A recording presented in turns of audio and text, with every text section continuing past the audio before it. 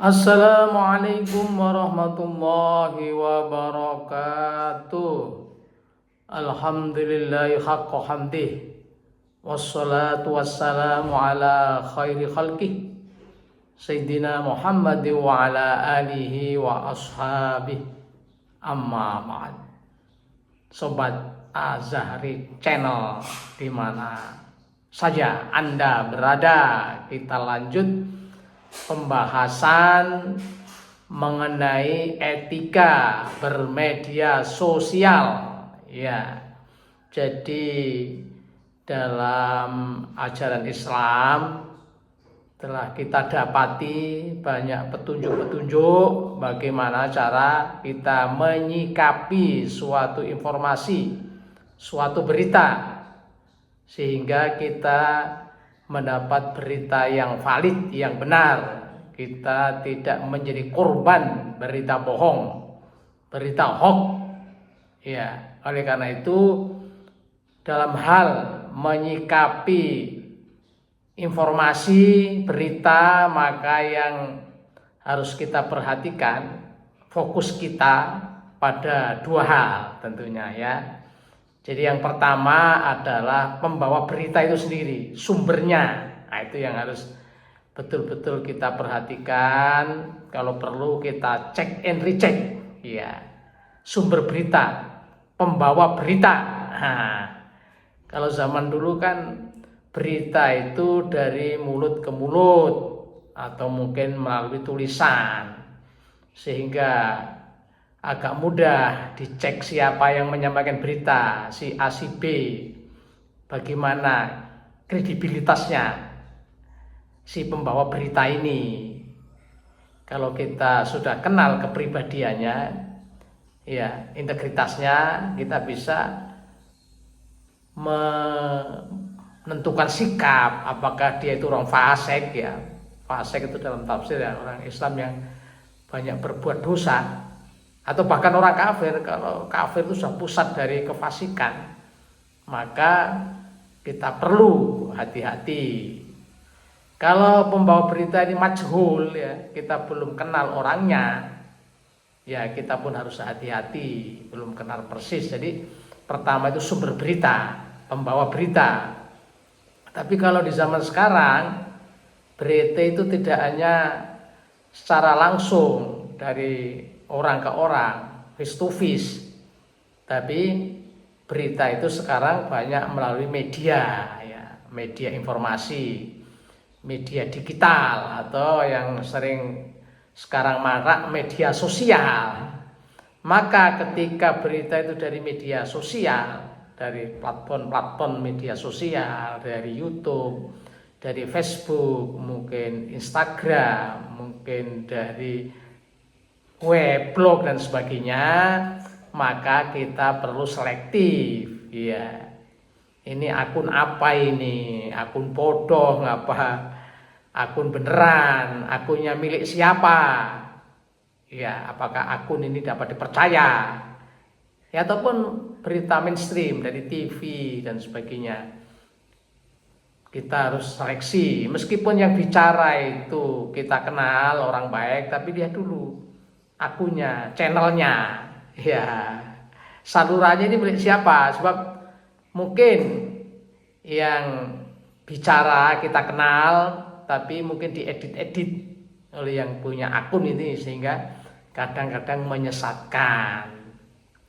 Oleh karena itu penting sekali kita melihat pembawa berita, sumber beritanya.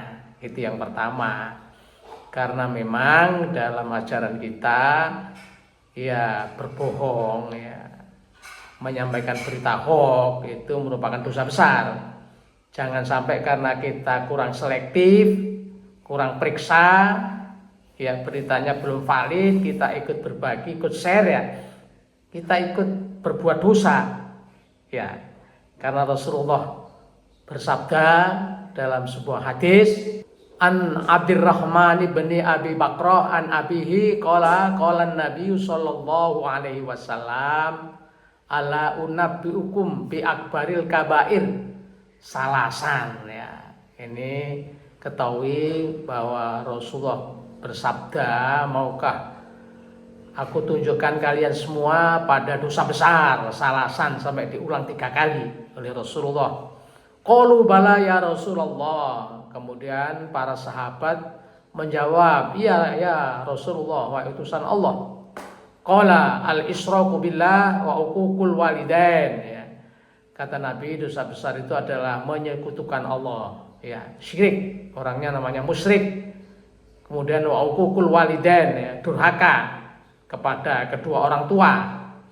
Nah, wajalasa wakana muttaqinan, ya, Rasul itu asalnya bersandar kemudian duduk tegak. Faqala, lalu beliau melanjutkan sabdanya, ala wa qaulu zur, ya. Ketahui bahwa dosa besar berikutnya adalah berkata bohong, ya. Perkataan palsu, sumpah palsu, ya, perkataan hoax, itu dosa besar. Qala fa mazala yukarriruha hatta kulna laitahu sakata. Jadi Rasul selalu mengulang-ulang sehingga kami para sahabat itu berharap Rasulullah itu selesai mengungkapkan perkataannya itu. Jadi jelas penyebar berita hoax, dusta, ya, bohong itu dosa besar, ya. Tapi kenapa di antara kita masih banyak yang melakukan menyebarkan berita hoax? Ya tadi kemungkinan tidak tahu, tidak paham. Yang kedua mungkin ada motif-motif tertentu, ya, tujuan-tujuan tertentu itu pemirsa. Jadi kita harus periksa betul, ya. Seperti tradisi para ulama di zaman dulu ketika menerima berita yang itu disebut berita dari Rasulullah, itu diseleksi betul, ya. Jangankan pembawa beritanya itu fasik, apalagi kafir, jelas sudah tertolak, ya. Pembawa beritanya itu hafalannya kurang kuat, ya, doif misalnya, lemah, itu aja sudah dipersoalkan, ya. Maka betul-betul harus orang yang membawa itu yang sikoh, yang kuat hafalannya, tidak tercela akhlaknya dan seterusnya. Kemudian yang kedua, fokus kita adalah pada konten, isinya berita itu, ya. Jadi yang pertama itu sumbernya sudah kita yakin valid, yang kedua isinya, kontennya. Kalau kontennya itu memang hal-hal penting, ya, dan kita perlu merespon, ya kita respon. Tapi kalau hal-hal yang sepele, ya, yang tidak berguna, ya kita abaikan saja, ya. Makanya dalam bukunya Secercah Cahaya Ilahi, ini Quraisy Shihab kan membedakan bahwa berita itu ada dua, ada khobar, ada naba, ya. Kalau naba itu berita penting, ya, karena menyangkut akidah, keyakinan, menyangkut proses hukum, menyangkut kebijaksanaan, kebijakan publik yang menyangkut terhadap hidup orang banyak, menyangkut, ya, nasib seseorang. Nah, itu berita penting, ya.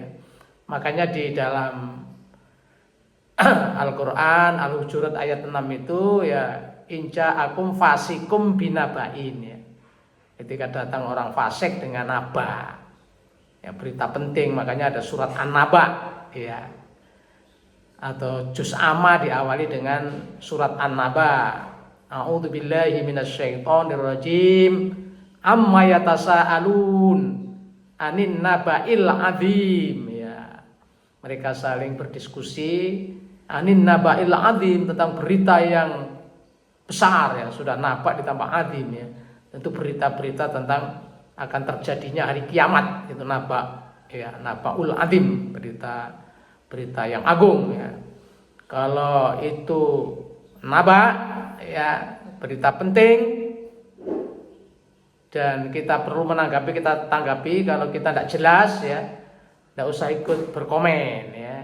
Kita diajarkan oleh Rasulullah, kalau kita tidak paham, tidak mampu untuk mengklarifikasi berita itu, maka sikap kita adalah diam, tidak komen, tawakuf, ya, seperti sikap para sahabat ketika ada peristiwa yang menyudutkan ibunda Aisyah itu ya, ketika terjadi perang antara kaum muslimin dengan Bani Mustalik, kemudian Aisyah tertinggal, singkat ceritanya begitulah, tertinggal di medan perang, kemudian dibawa oleh salah seorang sahabat sehingga digosipkan itu Aisyah itu selingkuh. Ini orang-orang munafik yang semangat untuk menyudutkan, menjelek-jelekan Aisyah.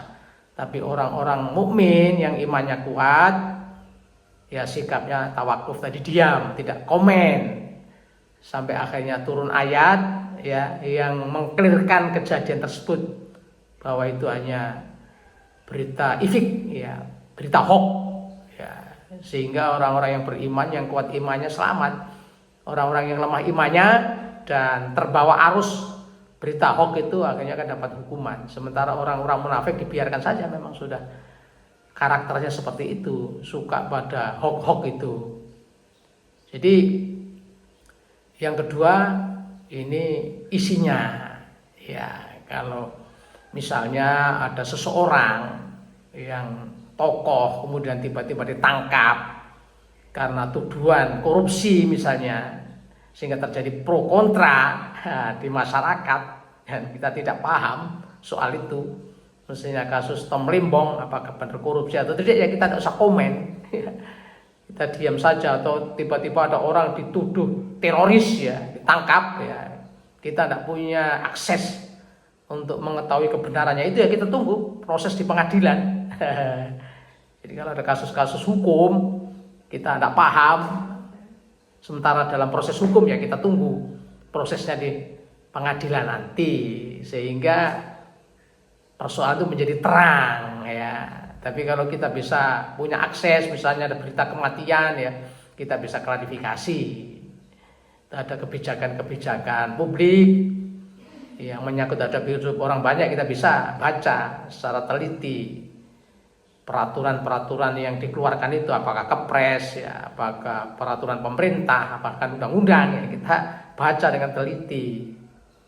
Itu cara kita mengklarifikasi soal keyakinan, soal hukum, soal fikih, dan kita tidak paham konten itu ya kita tanya kepada ahlinya, begitu. Kita tanya kepada ulama, orang yang ahli, bener enggak ada berita seperti ini, bener enggak menurut Quran hadis seperti ini, ya itu kita harus aktif. Kalau dalam hal-hal yang kita punya akses, punya kemampuan untuk klarifikasi, karena memang kita orang Islam itu diperintah untuk aktif mencari informasi, bahkan mengklarifikasi satu berita itu kita harus aktif. Itu disebut dalam Al-Quran surat Az-Zumar ayat 18. A'udzu billahi minasyaitonir rajim. Alladzina yastami'una al-qawla fayattabi'una ahsanah. Ulaika alladzina hadahumullah wa ulaika hum ulul albab. Nah, itu. Jadi orang-orang yang berupaya mendengar perkataan, mencari informasi, ya. Jadi istama ayastami itu aktif, bukan sami ayasma'u hanya sekedar mendengarkan, tapi orang-orang yang aktif menggali berita, mencari ke berita, fayattabi'una ahsana, kemudian mengikuti yang ahsan, yang valid. Ulaika alladzina hadahumullah, itu orang yang mendapat petunjuk dari Allah. Wa ulaika hum ulul albab, itu yang mendapat gelar ulul albab. Singkatnya ulul albab itu orang yang menggunakan akal sehat, ya, orang yang menggunakan kecerdasan yang dianugerahkan oleh Allah Subhanahu wa taala. Jadi seharusnya kita mukmin muslim itu banyak punya akses berita, bahkan kita kalau bisa ini menguasai berita, sumber berita, menguasai informasi.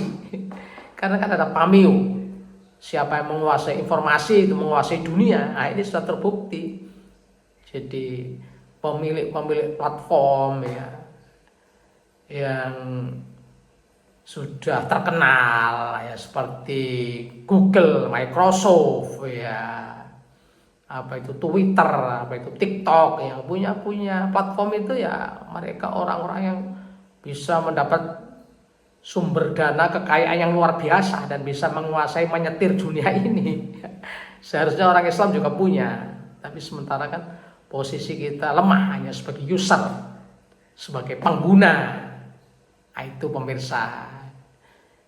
Seharusnya, tapi kalau tidak bisa ya kita hati-hati kalau menerima informasi, menerima berita, karena di zaman sekarang ini banyak berita yang beredar itu berita palsu, berita hoax yang tujuannya kadang-kadang merusak kehidupan ini. Jadi pertama kita teliti sumbernya, kemudian yang kedua kontennya, isinya, itu pemirsa.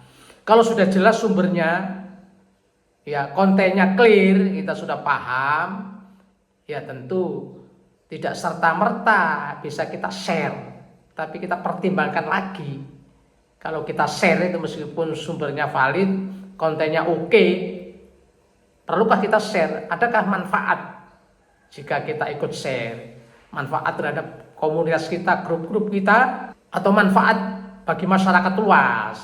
Kalau tidak ada manfaatnya, meskipun itu valid, benar, ya tidak ada gunanya. Kita share, kita berbagi. Nah, itu pemirsa, masih ada syarat yang ketiga itu. Manfaat. Tentang manfaat itu memang diberi panduan oleh Rasulullah Shallallahu Alaihi Wasallam dalam hadis Muslim an Abi Hurairah radhiyallahu anhu anin Nabi Shallallahu Alaihi Wasallam qol kafa bil mar'i kadiban ayyuhaddisa bikulli ma sami'a. Ya, kafa bil mar'i kadiban, seseorang itu sudah bisa divonis pendusta, membohong, ya luar biasa ini. Ayyuhaddisa bikulli ma sami'a, jika dia menceritakan apa yang dia dengar, setiap yang dia terima, ya meskipun sudah diklarifikasi, sudah diuji kebenarannya, lalu di-share, setiap yang diterima di-share itu sudah dianggap berbohong. Ya, itu panduan Nabi. Setiap kita nerima dari grup WA, grup Facebook, lalu kita posting, ya. Padahal belum tentu ada manfaatnya bagi diri kita maupun bagi orang lain. Nah, itu jadi tidak serta-merta apa yang sudah kita dengar, apa yang sudah kita tahu itu terus serta-merta kita share, kita berbagi. Tidak begitu, harus kita pertimbangkan dulu asas manfaatnya. Jadi itu pemirsa, jadi untuk mengelola informasi, berita, dan bagaimana sikap kita, itu ada 3 tadi kesimpulannya. Pertama, kita klarifikasi dulu kevalitan sumber beritanya, orang yang bicara atau akunnya, channelnya. Yang kedua juga kita teliti kontennya, isinya itu bertentangan enggak dengan kaidah-kaidah hukum atau dengan akidah kita, keyakinan kita. Ya, isinya itu sesuai dengan akal sehat enggak? Sesuai dengan ilmu enggak? Nah, kalau itu sudah clear, sumbernya valid, isinya oke, tidak serta-merta kita share. Tentu kita harus pertimbangkan asas manfaatnya. Kalau 3 itu sudah semua kita kuasai, ya baru kita bisa berbagi, bisa benar-benar kita bisa mengelola informasi itu dengan baik. Begitu pemirsa, semoga ada manfaatnya. Assalamualaikum warahmatullahi wabarakatuh.